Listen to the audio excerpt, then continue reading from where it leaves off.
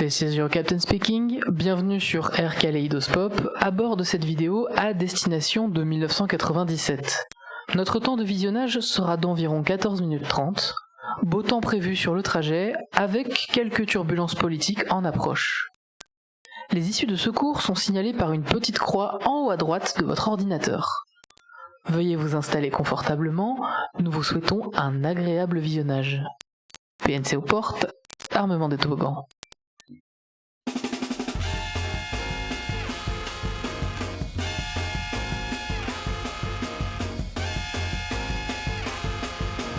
Je vous demande de vous arrêter.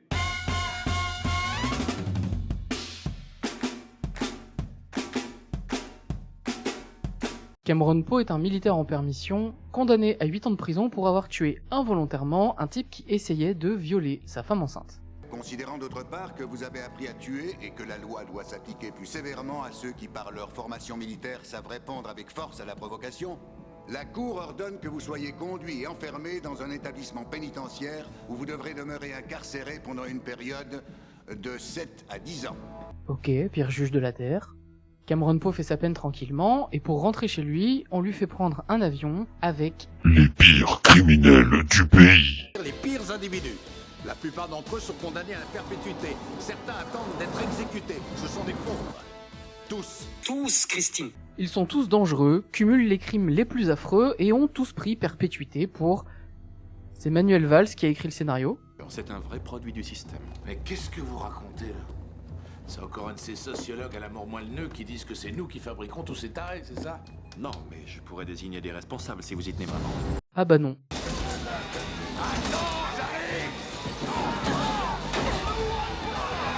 Attends. Mets la version originale.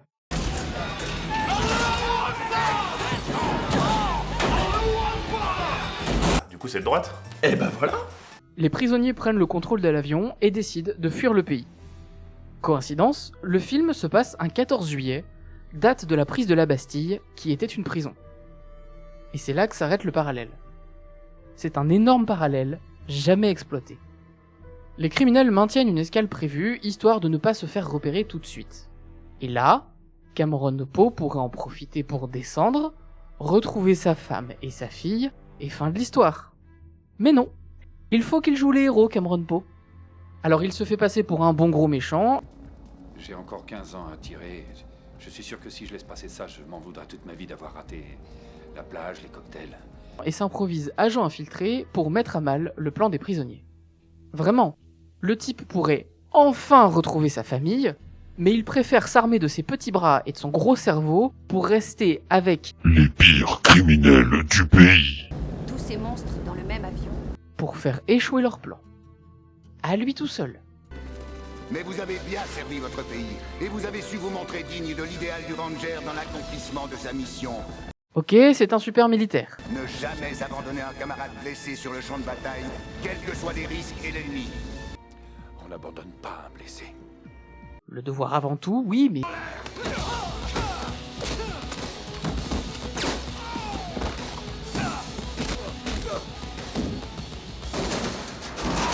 Je m'occupe de toi!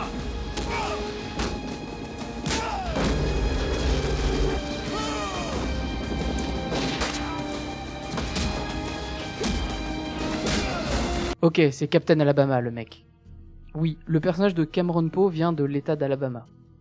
Il finit par se faire démasquer, les criminels se font trahir par un autre criminel, C'est vrai que si on peut même plus faire confiance à un baron de la drogue. et à partir de là, le film part en cacahuète. Je cherche une seringue. Oh non! La drogue est un poison, voyons!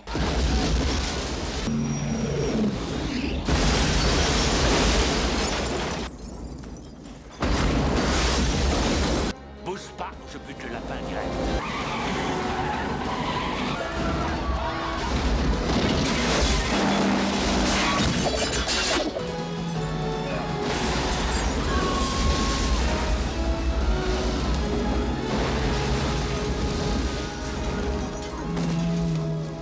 Les ailes de l'enfer est un film instable, inconstant. Il dit tout et son contraire. Malgré tout, on distingue à travers les scènes une forme de carte postale d'une certaine Amérique, entre mélancolie et patriotisme. Cameron Poe incarne un super-héros états-unien, qui malgré tout ce qu'il a vécu, reste fidèle à son pays et ses valeurs. Au point de se lancer dans une mission suicide, concrètement. Le film force le trait, et il est possible de se demander s'il n'y a pas une dimension un peu grotesque ou parodique, une caricature volontaire du patriotisme de la part du réalisateur Simon West. Peut-être que derrière le spectaculaire hollywoodien se trouve une critique de ce patriotisme musclé. La filmographie de Simon West peut nous éclairer à ce sujet.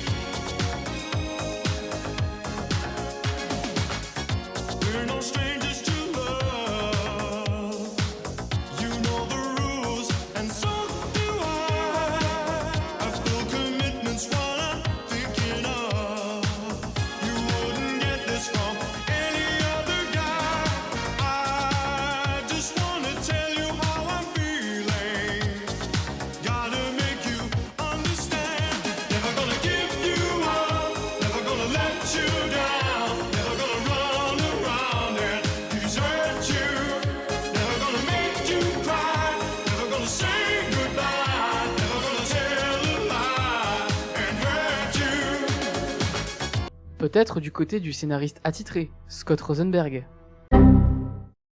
Dans une interview accordée au Guardian, l'acteur John Malkovich explique que de nombreux scénaristes sont intervenus sur le film, apportant des changements au jour le jour.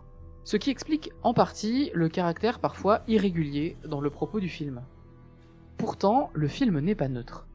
Si le personnage de John Cusack, agent fédéral, tient un discours plutôt progressiste sur la prison et les prisonniers, Je ne suis pas comme ces animaux. Ah, comme c'est original. Et depuis quand ces hommes sont-ils des animaux? Ce ne sont plus des hommes depuis qu'ils se sont mis d'eux-mêmes hors la loi, en marge de la civilisation. On peut juger du degré de civilisation d'une société en observant ses prisonniers. C'est Dostoïevski qui a écrit ça en rentrant du bagne. dans le dernier tiers du film, il n'hésite pas à faire usage de la force, parce que les discours, ça va bien 5 minutes. On est censé se retrouver avec les pires criminels du pays. Les pires. Et comment dire?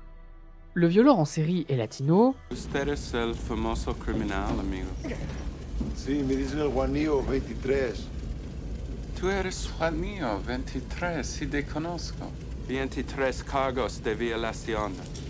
Mira, un corazón para cada mis 23 marranitas. Il m'appellerait j'en ai 600 s'il savait toute la vérité. When Mexico sends its people, they're not sending their best. They're sending people that have lots of problems, and they're bringing those problems with us. They're bringing drugs, they're bringing crime, they're rapists. le personnage de Sally Candance a sûrement pris perpète pour interprétation homophobe. Ah ben ça alors, ah! Diamond Dog est un ersatz de militant Black Panther. Ancien dirigeant des Black Guerrillas. Il a fait sauter un immeuble où étaient réunis les membres de l'association pour la liberté du port d'armes qu'il considère, je cite, comme les pires représentants de la race blanche. En prison, il a écrit un livre intitulé « Reflet dans l'œil du diamant » que le New York Times a salué comme un réveil de la communauté noire américaine. Denzel Washington aurait déjà accepté le rôle. La blague, c'est que Denzel Washington avait incarné Malcolm X pour Spike Lee quelques années plus tôt.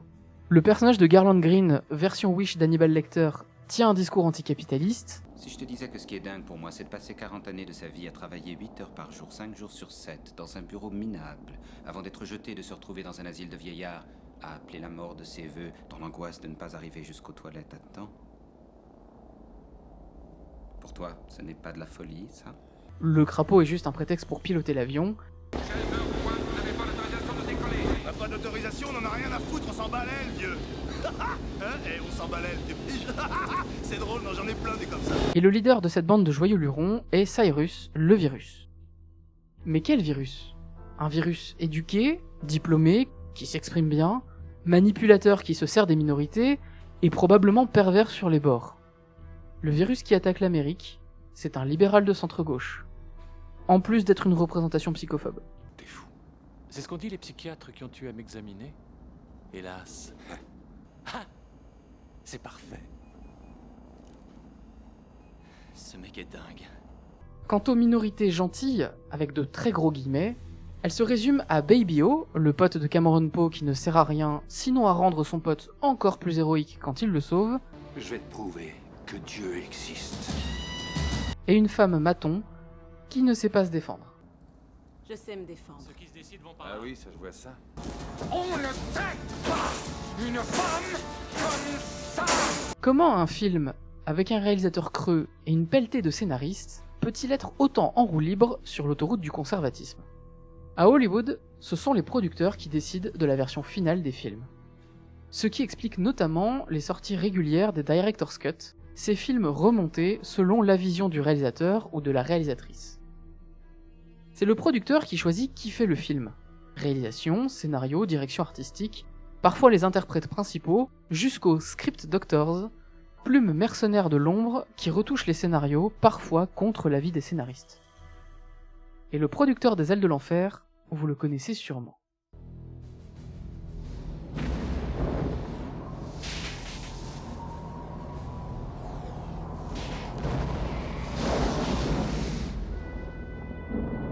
Jerry Bruckheimer commence sa carrière dans la publicité avant de devenir producteur de films en collaboration avec Don Simpson.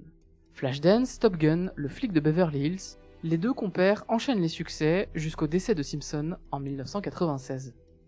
Là, Bruckheimer se lance en solo et produit à la suite Les Ailes de l'Enfer, où la majorité des criminels sont issus des minorités avec des personnages féminins inexistants ou incompétents, des agents de l'État pas très compétents non plus, et un super-héros militaire malmené, Armageddon, avec des héros ouvriers majoritairement blancs, des agents de la NASA incompétents, et un personnage féminin qu'un père passe à son mec comme si elle n'avait aucune existence autonome, Pearl Harbor, un torchon patriotique, et collabore régulièrement avec Michael Bay, réalisateur qui prend plaisir à humilier les administratifs, qui n'aiment pas les femmes au pouvoir, les femmes fortes, les femmes tout court. Jerry Bruckheimer est aussi un républicain assumé. Il a financé les campagnes de John McCain en 2008 et Mitt Romney en 2012, des républicains connus pour leur position pro-militaire ou réactionnaire. La vision artistique de Jerry Bruckheimer se résume principalement à du cinéma d'action, oscillant entre le divertissement en apparence apolitique ou le film de guerre explicitement pro-militaire. Mais sa vision politique fait qu'il distille dans les films qu'il produit des éléments de patriotisme, de conservatisme social et de sexisme. Le patriotisme poussif des Ailes de l'Enfer et les personnages caricaturaux qu'il présente, que ce soit positivement ou négativement, font retomber son propos comme un soufflet mal maîtrisé. Il est possible de supposer que parmi la valse des scénaristes, certains ont essayé de nuancer les volontés du producteur, ou à l'inverse, de grossir les traits afin de leur donner une dimension caricaturale et donc moins efficace. La condamnation de Cameron Poe au début du film peut se lire de deux manières.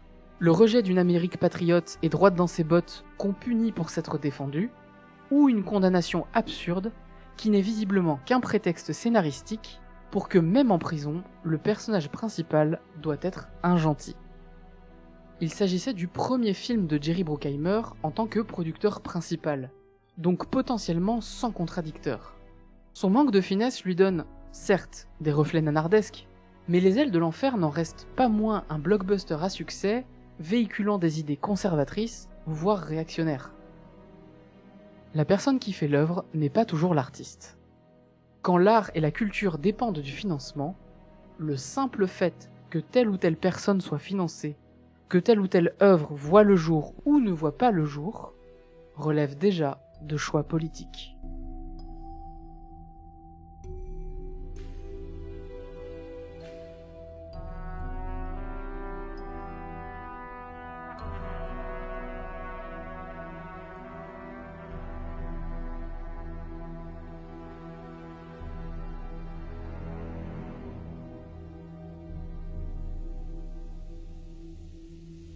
Ça, c'est la casse.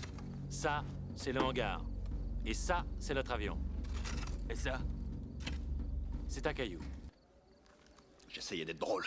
C'est ce que j'ai cru comprendre.